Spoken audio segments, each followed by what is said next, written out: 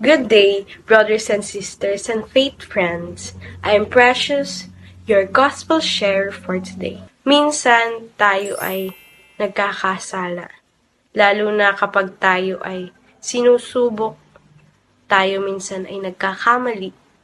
Pero sa mga panahon na ikaw ay nagagapi ng kasamaan, tayo ay tinawag. At ang pagbasa natin ngayon ay nagpapaalala na hindi tayo perpekto. Minsan, tayo ay natutukso sa mga makamundong bagay. Tayo ay natitisod sa paglilingkod. Magdududa tayo sa ating mga sarili, sa ating kakayahan na makapaglingkod. Pero lagi nating tandaan, ikaw ay tinawag. Ikaw ang pinili sa bilyong tao ngayon. Bilang ikaw ay tinawag, dapat din nating iparamdam sa iba kung ano nga ba ang maglingkod. Hindi dapat tayong manghusga sa mga ginagawa nila.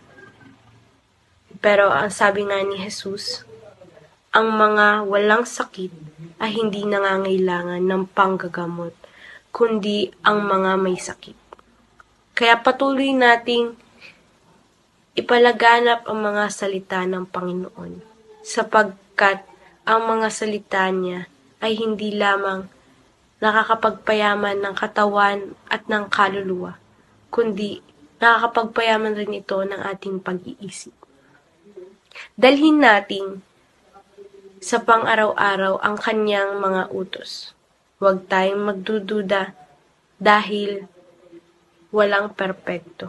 Hindi tayo perpekto.